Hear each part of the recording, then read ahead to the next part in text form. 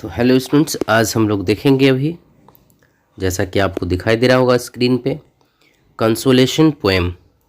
Poem का नाम है कंसोलेशन।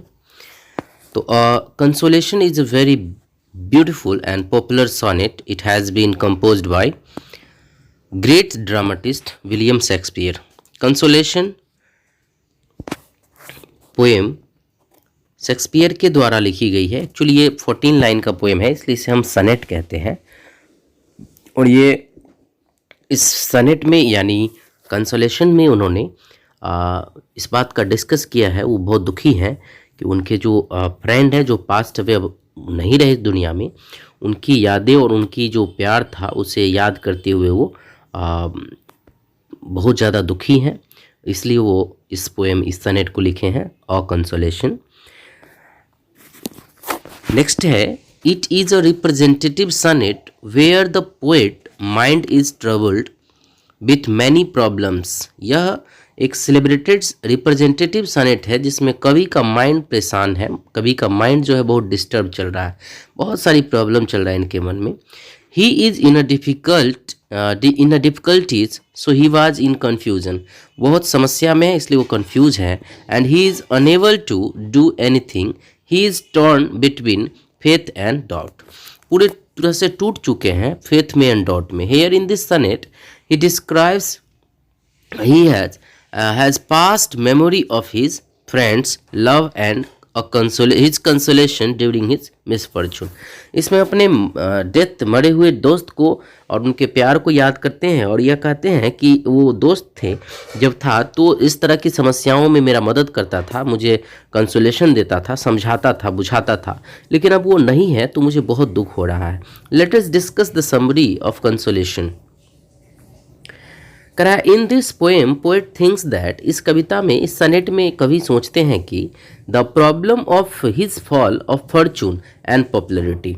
इसमें वो अपने ही फॉर्चून और पॉपुलरिटी के जो फॉल है, गिरा है, इसके बारे में वो सोचते हैं कि कैसे मेरी फॉर्चून और पॉपुलरिटी यानी जो धन संपदा था और जो मेरी प्रचुर जो भी फेमसनेस था वो कैसे कम हो गया. After thinking it he is very sad. यह सब सोच के बहुत उदास हैं कि कैसे उनका सारा पॉपुलरिटी ख़त्म होते जा रहा. ही लैमेंट्स, वो पछताते हैं, टू हिज फॉर्चून, अपने भाग्य के लिए, एंड नेम एंड फेम के लिए. एट दैट टाइम, उसी समय, ही क्राइज फॉर डिवाइन हेल्प. वो मन ही मन रोते हैं, मन ही मन, और ईश्वर से प्रार्थना करते हैं कि वो हेल्प करे.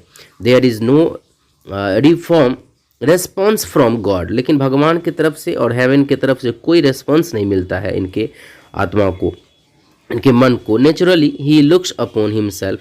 इसलिए वो खुद को ही सोचने लगते हैं, देखने लगते हैं. And curses his fate. अपने भाग्य को कोसने लगते हैं. He wants to be successful.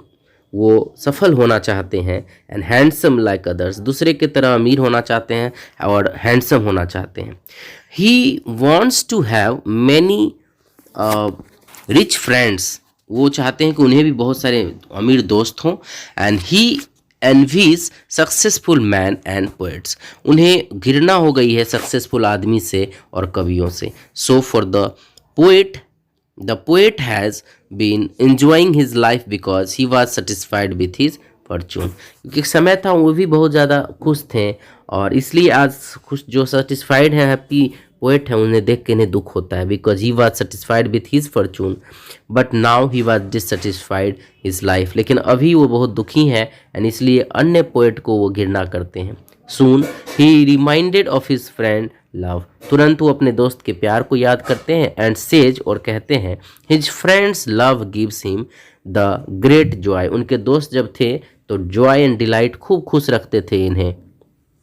बच्चे, ये जो लिखा गया है एक स्टूडेंट ने लिखा है, इसलिए स्पेलिंग बहुत सारा मिस्टेक्स हैं, उसको सुधार लेंगे आप लोग.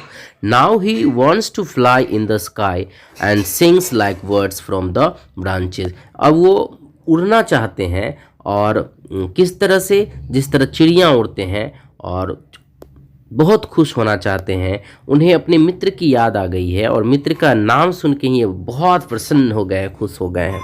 Of trees. So we can say that here in this sonnet Shakespeare remember his past days and his friends' love that gives him a consolation. After getting the consolation, his friends, he is happy. Now he does not envy anyone because he is satisfied with his life now.